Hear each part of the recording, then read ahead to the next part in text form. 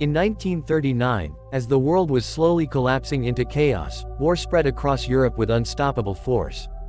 Under the shadow of the Drugi Sovietsky Rat, a system of fear, control, and destruction began to rise.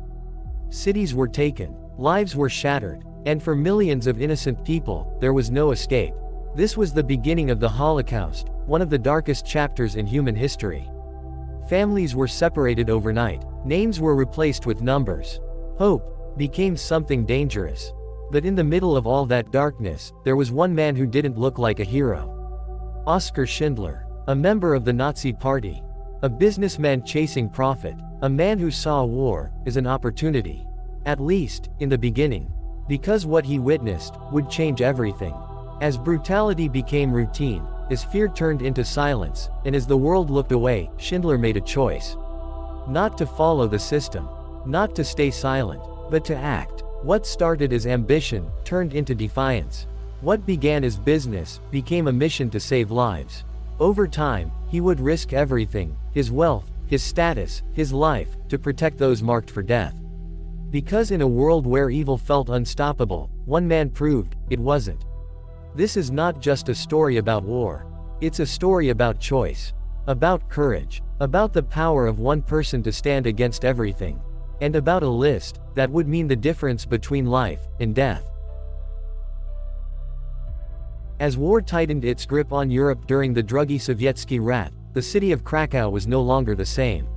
Soldiers filled the streets. Fear replaced normal life. And for Jewish families, everything began to disappear. Their homes, their businesses, their freedom. One by one, they were forced into a crowded district, cut off from the rest of the world. The ghetto. It wasn't just a place. It was a trap. Meanwhile, Oskar Schindler saw something completely different. Opportunity. Charming. Intelligent. Always one step ahead, Schindler quickly built connections with powerful Nazi officers. To them, he was useful. To himself, he was getting rich. Using cheap Jewish labor, he opened a factory, producing enamelware for the German army. For Schindler, it was simple. The less he paid workers, the more he earned. And in a time of war, profit came fast. But inside the factory, something unusual was happening. The workers weren't just numbers to everyone. A quiet, careful man stood in the background, watching everything. Itzhak Stern. He knew the system. He knew the danger. And he knew that working for Schindler could mean survival. So he began to help. Names were added to lists. Elderly workers, protected. Skilled workers, labeled as essential. Every small decision meant another life saved.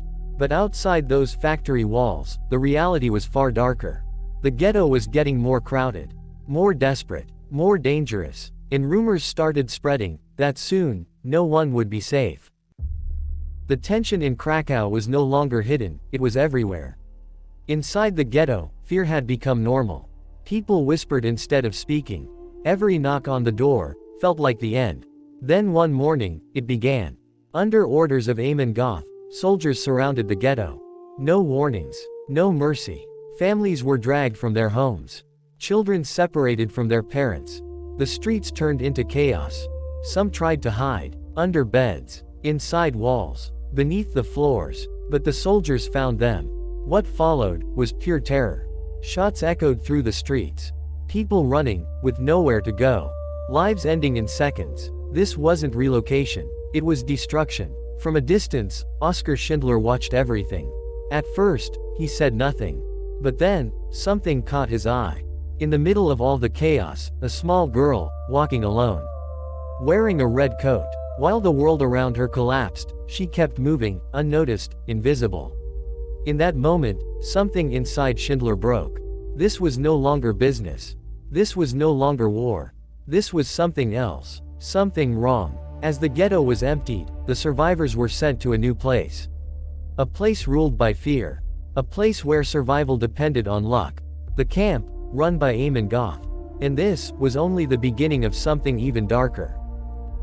The gates closed behind them, and just like that, freedom was gone. The camp at Ploshov was not a place to live. It was a place to survive, if you were lucky. Or to disappear. Above it all stood one man. Amon Goth. Cold, unpredictable. A man who treated human lives like nothing. From the balcony of his villa, he would watch the camp below. And without warning, he decided who lived, and who didn't. Fear controlled everything. Prisoners woke up not knowing if they would see another day. One mistake, one wrong look, and it was over. No rules, no justice, only power. Meanwhile, Oskar Schindler kept playing his role. To the Nazis, he was still the charming businessman. A man who enjoyed luxury, parties, and influence. And he used that image perfectly. He built a dangerous friendship with Goth. Drinks, conversations, laughter. But behind that mask, Schindler was watching. Learning, understanding the system from the inside. Because now, he knew the truth. If he wanted to save lives, he had to stay close to the people destroying them. Inside his factory, things were different. Workers were treated better. Food was slightly more. Punishment, less brutal. It wasn't freedom, but it was hope. And in a place like this, hope was everything. Still, outside those walls, the nightmare continued.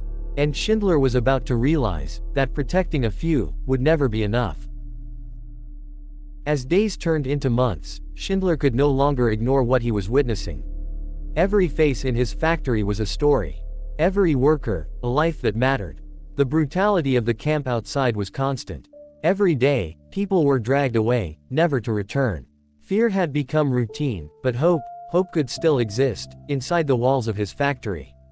Schindler realized something important. If he could prove his workers were essential, if he could convince the Nazis that his factory was vital, he could save them. And so, he began to act. He spent nights at the office, calculating, negotiating, bribing. Money changed hands. Promises were made. Itzhak Stern became his right hand, helping to write lists, careful to include every name that could survive. Every name on that list was a life spared. It wasn't just numbers anymore. It was real people. Fathers, mothers, children. The first shipment of workers left the camp.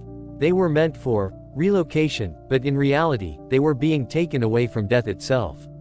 Schindler watched them leave. For the first time, he saw the power of choice. The business he built for profit was now a lifeline. But Schindler knew he could save more. And with every bribe, every deal, every risk, he was writing a new story. One of courage, one of humanity, one of hope, against all odds. The war raged on outside, but inside his factory, he had created a sanctuary.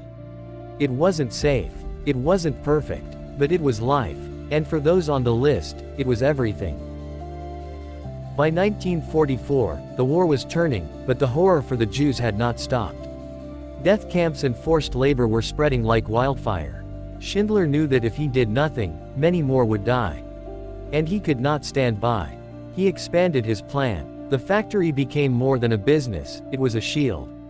Every worker he added, every name he could sneak onto a list, was a life rescued from certain death. But the risk was growing. Eamon Goth was watching. The slightest misstep, the wrong bribe, the wrong word, and Schindler could be executed. Still, he continued.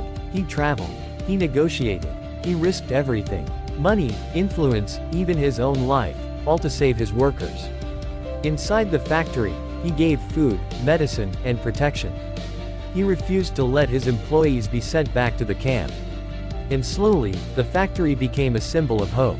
Families were reunited in secret. Children were hidden. The elderly were protected. Every day was a battle. Every night, a gamble.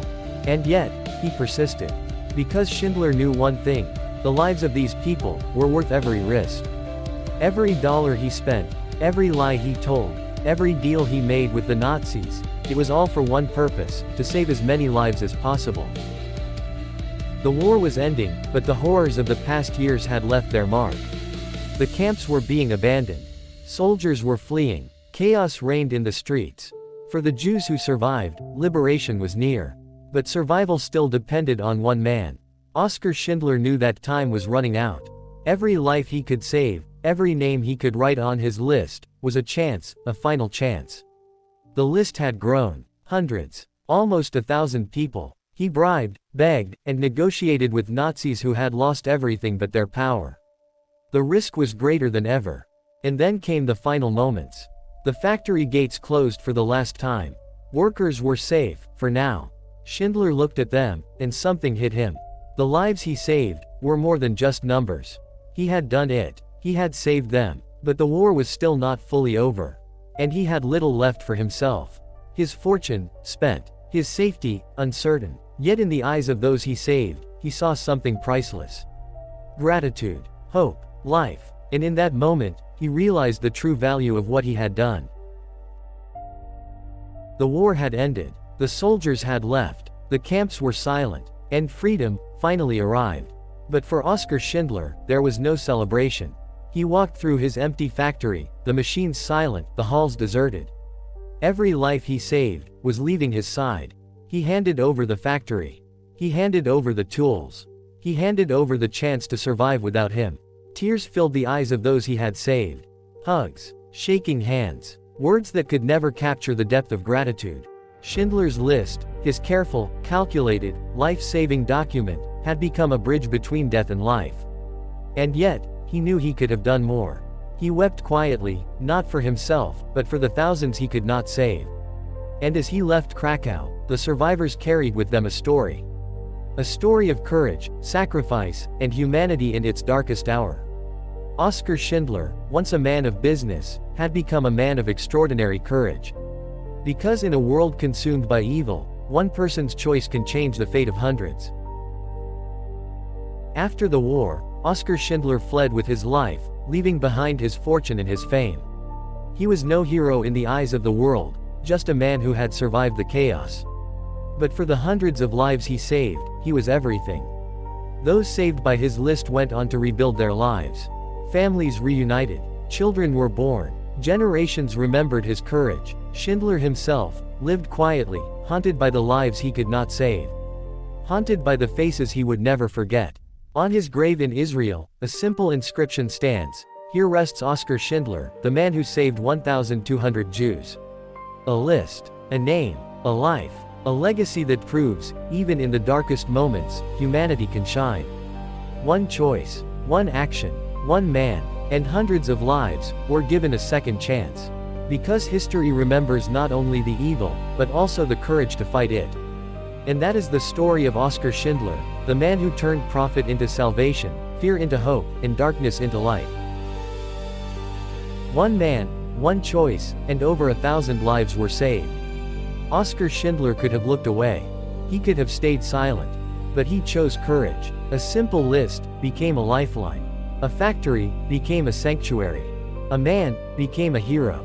In a world consumed by darkness, even one person can light the way. Remember this story, share it, and never forget the power of a single act of humanity. If you want more incredible true stories, make sure to subscribe to Productions and turn on notifications. You won't want to miss what's coming next.